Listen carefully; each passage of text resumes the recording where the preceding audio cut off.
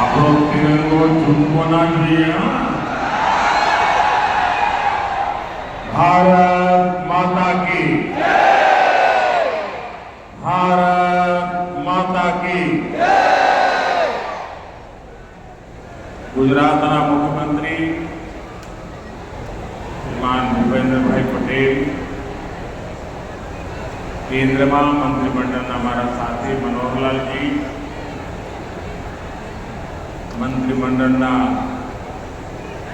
अन्य सभी सौ सदस्यों, सांसद, विधायकगण, अन्य सौ वरिष्ठ महानुभाव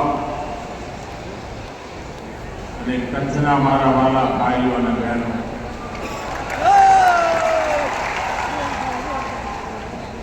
મુજા સરંજા સત્રીએડા कच्ची मालू की आयो आऊं कच्छ जा सपूत एड़ा क्रांति गुरु श्याम जी कृष्ण वर्मा के घणे घणे नमन करिया तो आई मारे कच्ची भाग भेड़ू के मुजा जजा जजा राम राम.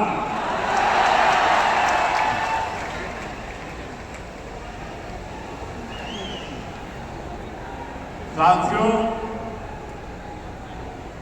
कच्छ की इस पावन धरा पर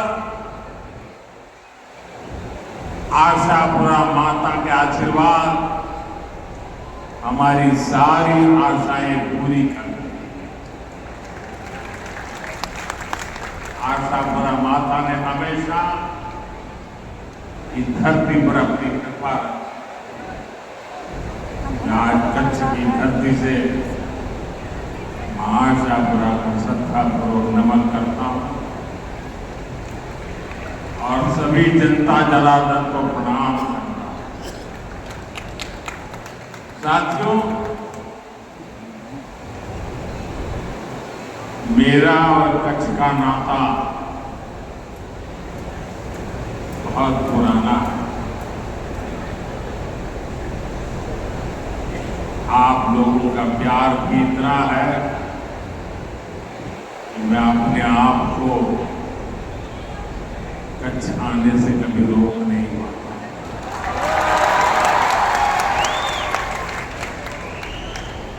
और जब मैं राजनीति में भी नहीं था,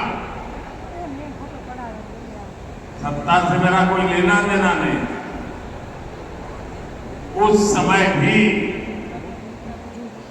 कच्छ की धरती पर लगातार आना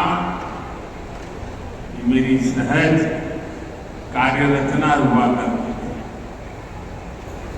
यहाँ के चप्पे चप्पे पर जाने का मौका मिला. कच्छ के लोगों का आत्मविश्वास अभावों के बीच भी आत्मविश्वास से भरे हुए लोग हमेशा हमेशा मेरे जीवन को दिशा देते हैं.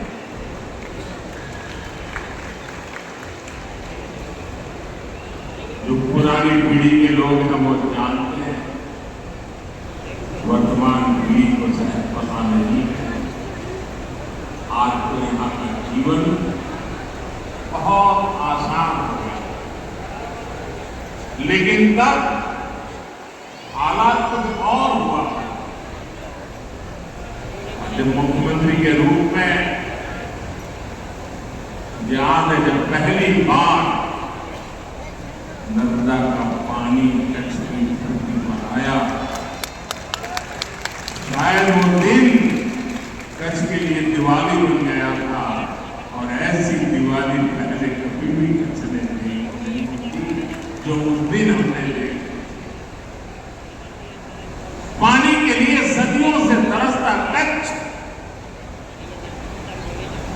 मां नर्मदा ने हम पर कृपा की और मेरा सौभाग्य है कि सूखी धरती पर पानी पहुंचाने के कार्य में निमित्त बनने का मुझे अवसर मिला।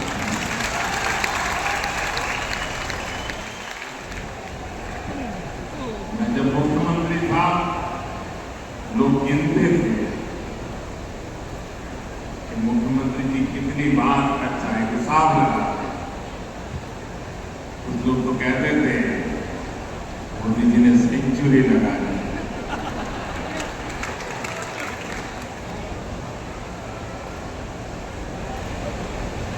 अनेक गांवों में जाना, मेरे कार्यकर्ताओं के घरों में जाना, लोगों को मिलना, मेरे कार्यालय में जाकर के बैठना, ये मेरे स्वाभाविक गतिविधि का हिस्सा। साथियों, मैंने देखा है कि कच्छ में पानी नहीं, लेकिन कच्छ के किसान पानीदार हैं। उनका जज्बा हमेशा देखने लायक। सालों तक जो भी मैंने कच्छ में अनुभव किया और मैं उसमें विकास की बहुत संभावनाएं देखी। कच्छ ऐसा नहीं, जिस भूमि पर हजारों साल पहले होना मेरा हुआ हो, उस भूमि में जरूर कोई ताकत होनी चाहिए। हमें उसकी पूजा करनी चाहिए। और साथियों, कच्छ ने दिखा दिया कि उम्मीद और निरंतर परिश्रम से स्थितियों को पलटा जाता है, आपत्ति को अवसर में बदला जा सकता है और इच्छित सिद्धियों को प्राप्त किया जाता है। जब यहां भूकंप आया तो दुनिया को लगता है खत्म, कुछ नहीं हो रही। कच्छ बहुत कुछ चादर हो गई।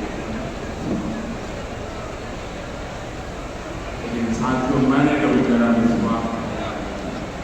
मेरा विश्वास कच्ची खमीर पर नेते हूं तो कह दो तो आज मैंने बनाऊ पड़ते कि कच्छनो का અને ખમીરનો ખ।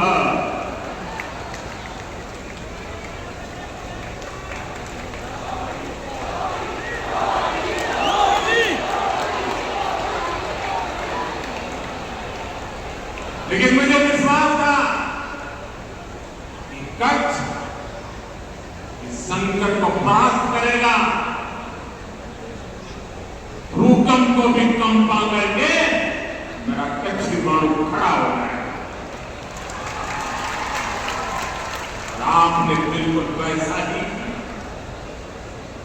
आज कच्छ व्यापार कारोबार का टूरिज्म का एक बड़ा सेक्टर, आने वाले समय में कच्छ की भूमिका और बड़ी होने वाली है। इसलिए जब भी मैं कच्छ विकास को गति देने आता हूं, मुझे लगता है कि मैं और कुछ करूंगा, और नया करूंगा, और ज्यादा करूंगा। मन रुकने का नाम नहीं करता। आज यहां विकास से जुड़े 50,000 करोड़ रुपए जमीन की प्रोजेक्ट का शिलान्यास और लोकार्पण हुआ। एक समय था पूरे गुजरात में 50,000 करोड़ की योजना सुनाई नहीं देती थी। आज जिले में 50,000 करोड़ रुपये का था। साथ में एक प्रोजेक्ट भारत और दुनिया की एक बहुत बड़ी और ब्लू इकोनॉमी बनाने, ग्रीन एनर्जी का सेक्टर बनाने में भी मदद करेगी। मैं आप सभी को, मेरे प्यारे कच्छियों, इन सभी विकास कार्यों के लिए बहुत बहुत बधाई देता हूं। एक बार तिरंगा फहरा करके जरा अपना आनंद भी जताइए, उत्साह भी जताइए।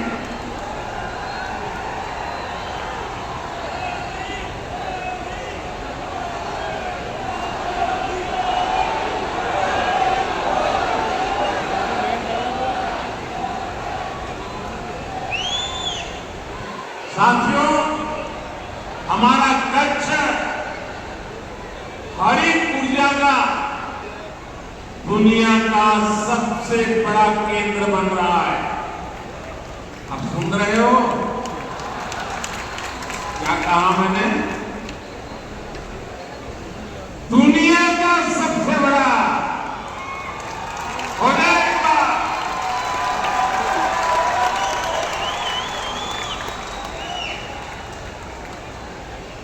ग्रीन हाइड्रोजन एक नए प्रकार का ईंधन आने वाले समय में कारें, बसें, स्ट्रीट लाइट ये ग्रीन हाइड्रोजन से चलने वाली है। कांडला देश के 3 ग्रीन हाइड्रोजन हब में से एक है। आज भी यहां ग्रीन हाइड्रोजन कारखाने का शिलान्यास हुआ। इस कारखाने में जो टेक्नोलॉजी लगी है, आप गर्व करेंगे साथियों, वो भी मेड इन इंडिया।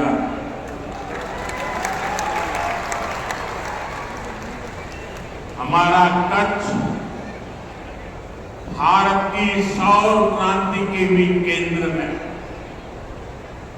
दुनिया के सबसे बड़े सोलर पावर प्रोजेक्ट में से एक यहां मेरे कच्छ में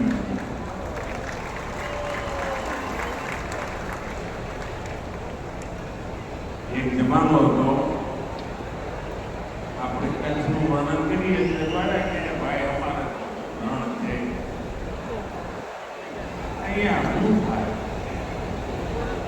अनेक तुम कहते हो रण नहीं, अब तो हमारा गुजरात में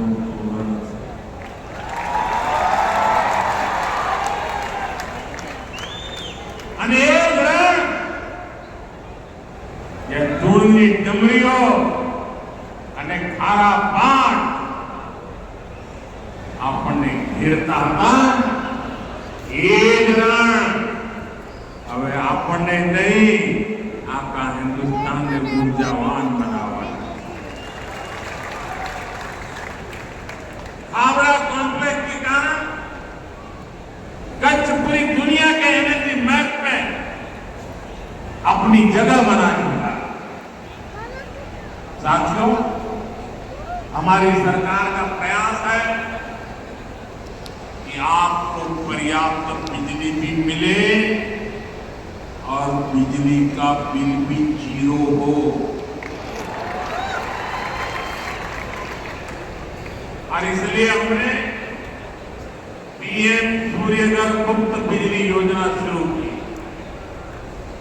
गुजरात में लाखों परिवार इस योजना से जुड़ चुके।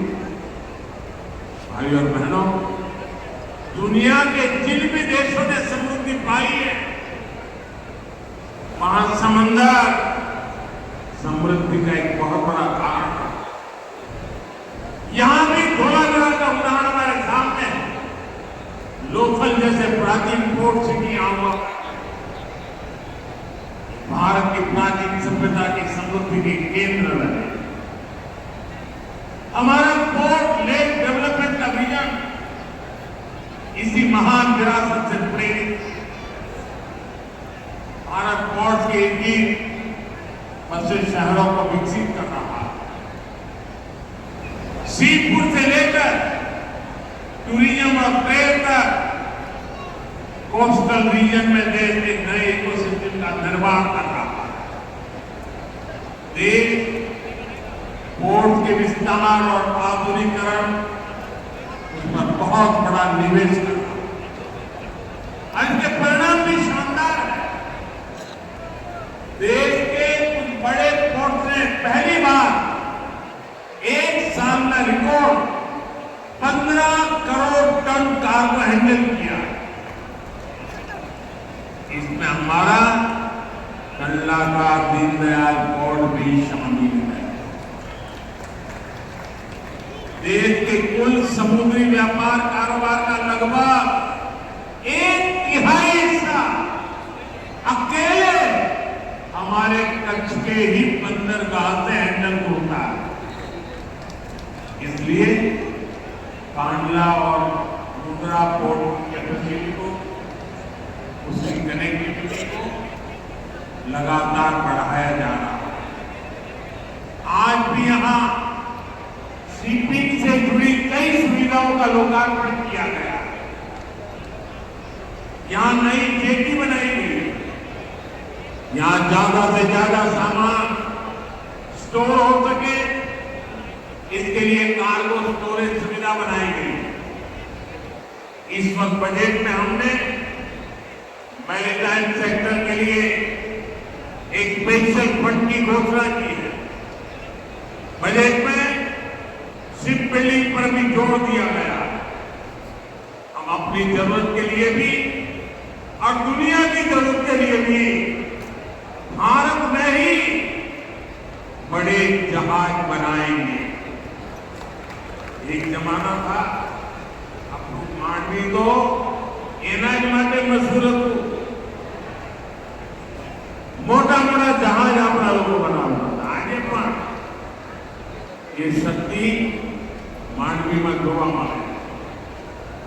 હવે આપણે આધુનિક જહાજ લઈને દુનિયામાં જવા માંગીએ છીએ, એનું નિર્માણ કરીને એક્સપોર્ટ કરવા। અને એનાથી આપણા હજારો નૌજવાનોને શિપ બિલ્ડિંગ, આપણે દાલંગમાં શિપ બ્રેકિંગ યાર્ડ છે, આપણે હવે તાકાત લગાવી છે શિપ બિલ્ડિંગમાં। અને આ એવું ક્ષેત્ર છે કે જેમાં રોજગારના સૌથી વધારે અવસર। સાથીઓ, हमारे कच्छ ने हमेशा अपनी विरासत का सम्मान। अब ये विरासत भी कच्छ के विकास की प्रेरणा बनी। बीते 2-2.5 दशक में भुज में टेक्सटाइल, फूड प्रोसेसिंग, सिरेमिक और नमक से जुड़े उद्योगों का बहुत विकास। कच्ची कढ़ाई, ब्लॉक प्रिंटिंग, बांधनी, कपड़े और चमड़े का काम, इसकी धूम हर तरफ दिखाई दी। આપણું ભુજોડી કોઈ પણ કદાચ હથકરઘાનું હસ્તકલાનું કાર્યક્રમ એવું ના હોય જેમાં મારું ભુજોડી ના હોય। अजरक प्रिंटिंग की परंपरा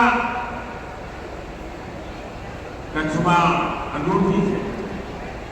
અને હવે તો અમારા કચ્છની આ બધી કલાને જીઆઈ ટેગ મળી ગઈ।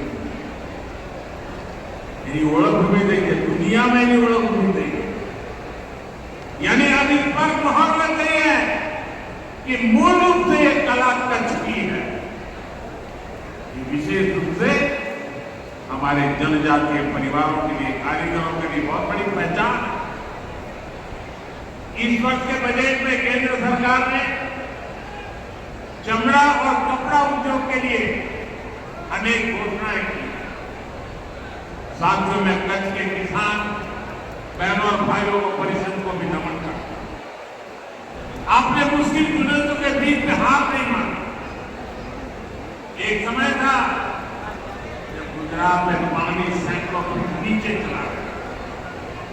नर्मदा जी की कृपा और सरकार के प्रयासों से आज स्थिति बदल गई। केवड़िया से कच्छ के मोरकुआ तक जो नहर बनी है, आज कच्छ के आम, खजूर, अनार, जीरा, ड्रैगन फ्रूट तो कमाल हो रहा है। ऐसी अनेक फसलें दुनिया भर के बाजारों तक पहुंच रही हैं। एक समय था कच्छ पलायन के लिए मजबूर, हमारी यहाँ पॉपुलेशन का माइनस ग्रोथ हुआ। आज कच्छ के लोगों को ही कच्छ में रोजगार मिलता है, नहीं कच्छ के बाहर लोगों की आशा भी कच्छ में होती है।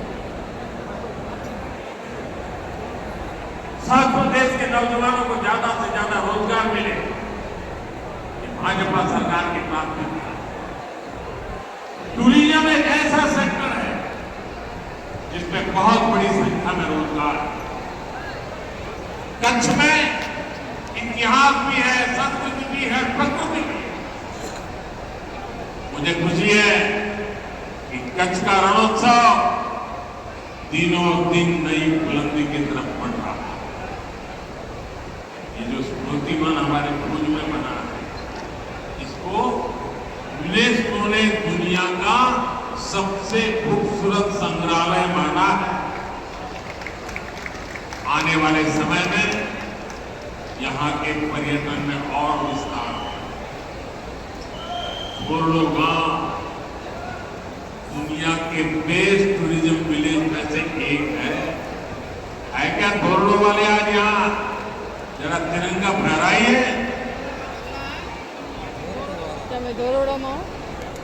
मांडवी का सी बीच भी पर्यटकों के लिए आकर्षण का केंद्र बन रहा है।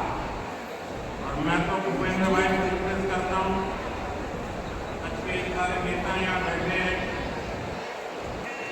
जब हमारा रणोत्सव चलता क्या उसी समय हम कच्छ के बीच पर बीच कंपटीशन खेलों की, क्योंकि आजकल बीच गेम बहुत पॉपुलर हो। अभी कुछ समय पहले दीव में नेशनल कंपटीशन हुआ, हजारों बच्चे खेलने के लिए आते हैं, बीच की बालू में खेलना होता है।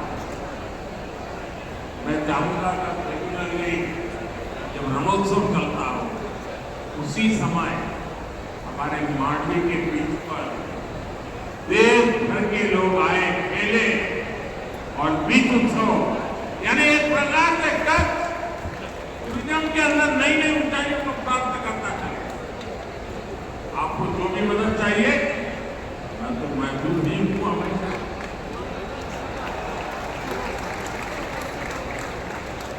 साथियों, अहमदाबाद ने भूजनी बच्चे नमो भारत रैपिड ट्रेन आने पर टूरिज्म ने मोटी ताकत। साथियों, आज 26 मई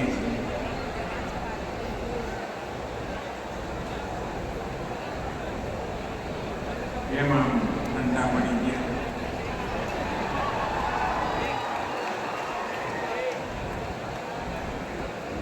आप सब गुजरात ना भाइयों बहनों मैंने बांटते गाते गुजरात में विदाय अपने दिल्ली को અને 26 મે આજે અને લગભગ આ સમયે દેશમાં પહેલીવાર प्रधानमंत्री तरीके प्रधान सेवक तरीके सौगंध मिला।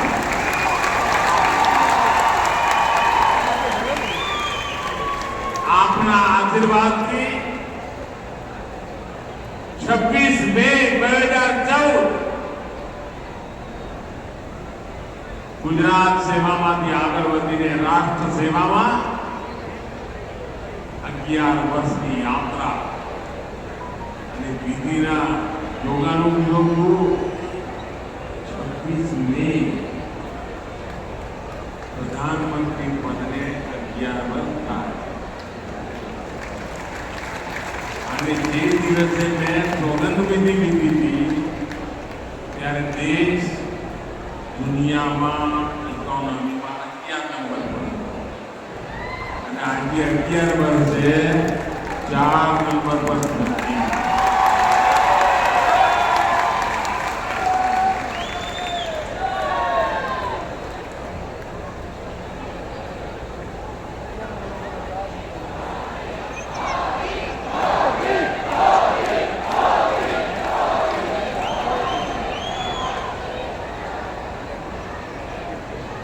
साथियों, भारत टूरिज्म पर विश्वास करता है. टूरिज्म लोगों को जोड़ता है, लेकिन पाकिस्तान जैसा देश भी है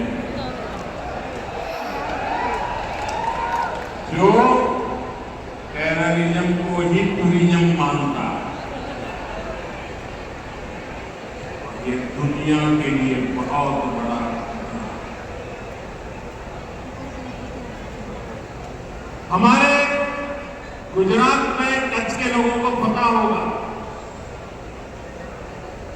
कि पहले गांधीनगर से कोई भी मंत्री मुख्यमंत्री कच्छ आते थे 25-30 साल पहले, तो उनके भाषण में पाकिस्तान से शुरू होता था, पाकिस्तान पूरा होता और कच्छ वालों को बार बार याद कराते थे पाकिस्तान पाकिस्तान पाकिस्तान. आपने देखा होगा 2001 में मैंने तय कर लिया मैं समय उतना बर्बाद नहीं रहा.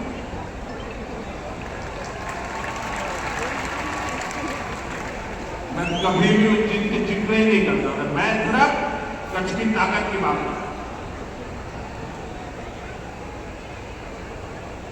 बुला दिया था मैंने.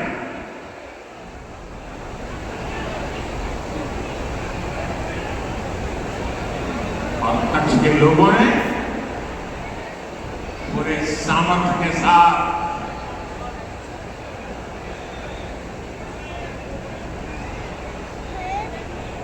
पाकिस्तान को भी ईर्ष्या हो जाए वैसा कच्छ बना लिया. साथियों, हमारी नीति आतंकवाद के खिलाफ जीरो टॉलरेंस की है. ऑपरेशन सिंदूर ने इस नीति को और स्पष्ट कर दिया है. जो भी भारतीयों का खून बहाने की कोशिश करेगा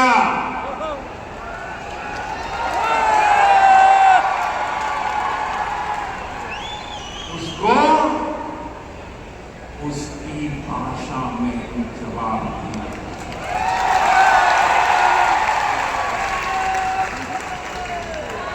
भारत पर आंख उठाने वाले किसी भी कीमत पर बख्शे नहीं जाएंगे. साथियों, ऑपरेशन सिंदूर मानवता की रक्षा और आतंकवाद के अंत का मिशन है.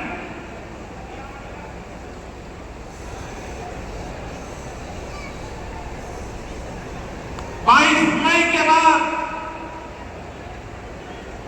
मैंने कभी छुपाया नहीं, सीना तान कर बिहार की जनसभा में मैंने घोषणा की थी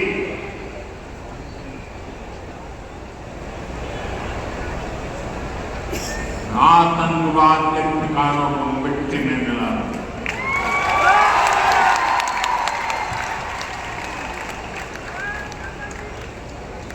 15 दिन तक हमने इंतजार किया कि पाकिस्तान आतंकवाद के खिलाफ कोई कदम उठाएगा,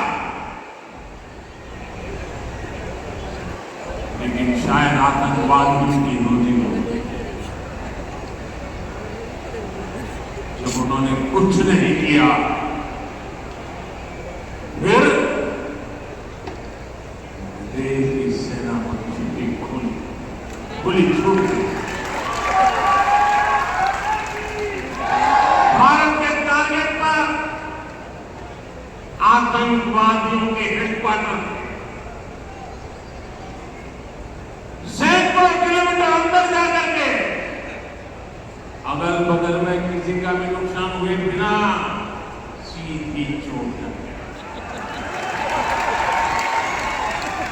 सटीक वार किया।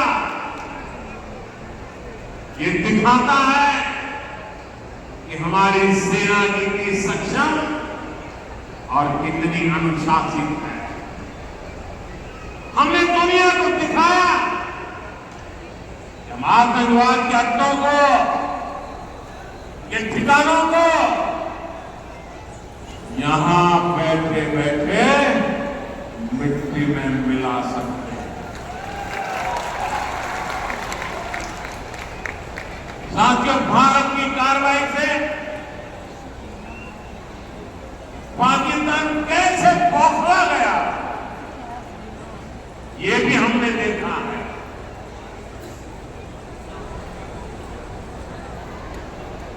9 तारीख रात को हमारी कच्छ की सीमा पर थी,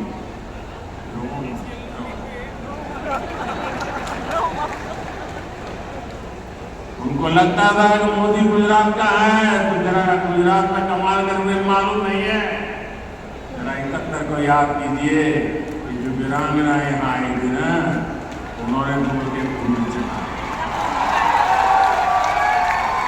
ये माता है बहने, उस समय 72 घंटे में रनवे तैयार कर दिया और हमने हमले फिर से चालू कर दिया।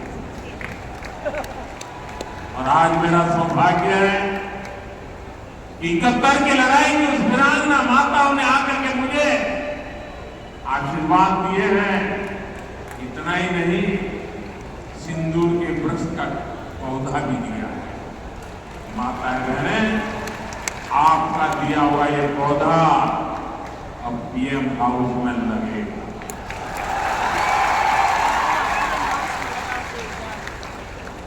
ये सिंदूर का पौधा है, ये वट वृक्ष बन जाएगा। साथियों, पाकिस्तान ने हमने तो आतंकवादियों के ठिकानों पर हमला किया, हमारे निर्दोष नागरिकों पर हमला किया। और जब उनके ड्रोन दिखने लगे तो पलक झपकते ही एक के बाद एक हमने देखा।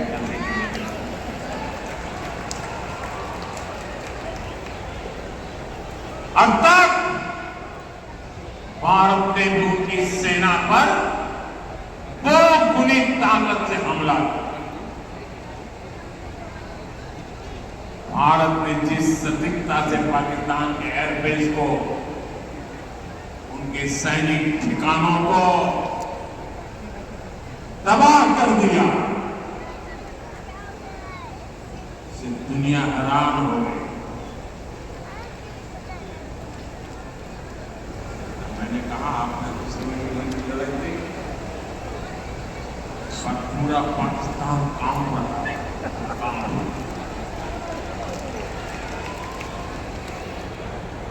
और 71 में वो सोचते थे हमने भूज के एयरबेस पर हमला किया था, और उस समय हमारी बहनों ने कमाल करके दिखा दिया था, बहादुरी की मिसाल दिखाई।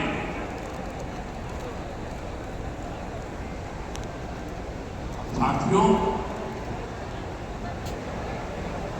पाकिस्तान के हमले का जवाब हमने इतनी ताकत से दिया कि उनके सारे एयरबेस आज भी आईसीयू में पड़े। आज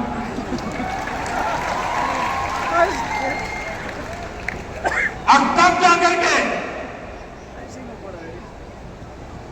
पाकिस्तान शरणागति के लिए मजबूर हो गया। पाकिस्तान को लगा बच नहीं सकते,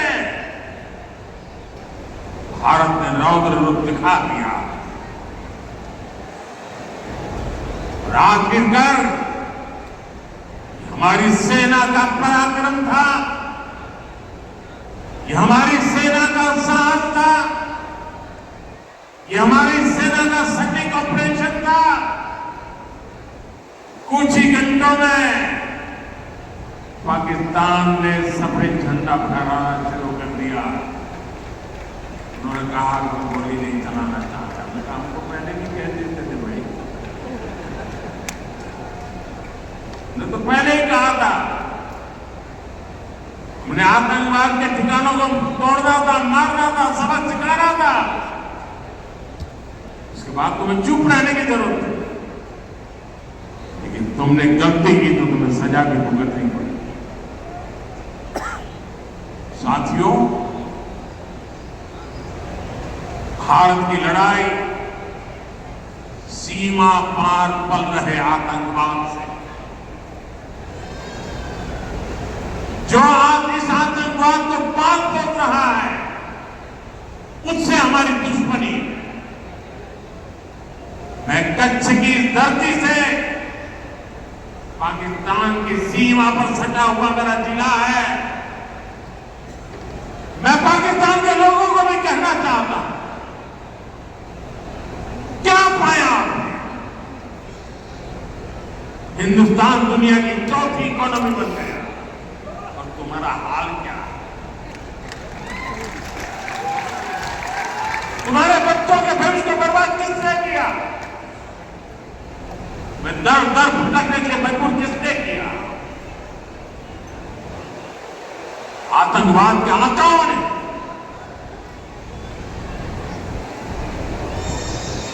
वहां की सेना का अपना एजेंडा, पाकिस्तान के नागरिकों, खास करके वहां के बच्चे,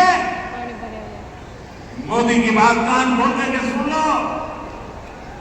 ये आपकी सरकार और आपकी सेना आतंकवाद को समर्थन दे रही। आतंकवाद पाकिस्तान की सेना और सरकार के लिए पैसा कमाने का जरिया बन गया। पाकिस्तान के युवकों को तय करना होगा, पाकिस्तान के बच्चों को तय करना होगा,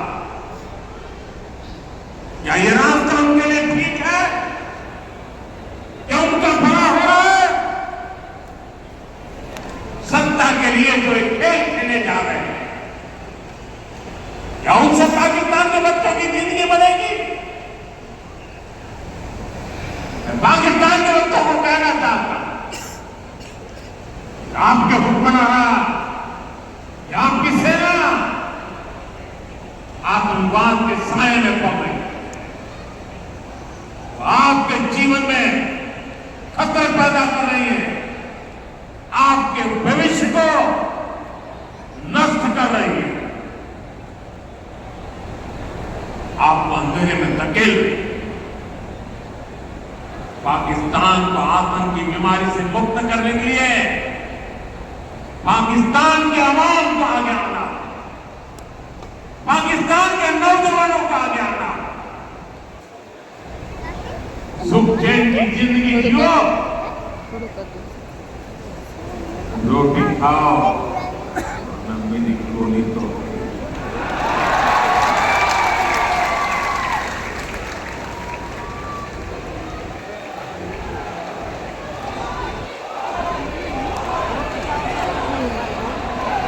साथियों, भारत की दिशा एकदम स्पष्ट है। भारत ने विकास का पथ चुना है, शांति और समृद्धि का रास्ता चुना है। मुझे भरोसा है जैसे कच्छ की जो स्पिरिट है, वो भारत को विकसित बनाने के लिए भी प्रेरणा बनेगी। મારા કચ્છી ભાઈ બહેનો અને થોડા દાડા પછી આપણું અષાઢી બીજ આવે, આપણું કચ્છી નવવર્ષ અહીં આવ્યો છું. પહેલાં તો અહીં અષાઢી બીજ આવવાનો મોકો લેતો હતો, પણ હવે આવવાનો નથી. આજે આપણા અષાઢી બીજના 9 વર્ષની શુભેચ્છાઓ મારા કચ્છી ભાઈ બહેનો.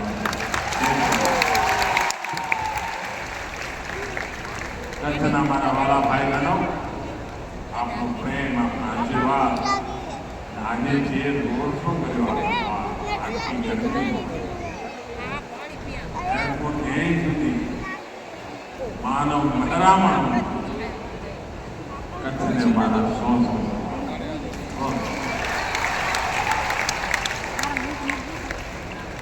એકવાર ફરી આપ સૌને અનેકવિધ વિકાસ કાર્યોને ખૂબ ખૂબ શુભકામનાઓ આપું છું. મારી સાથે જોર પૂરી તાકાતથી બોલીએ અને તિરંગા ઝંડાને બરાબર ઊંચા કરીને કહીએ, ભારત માતા કી જય.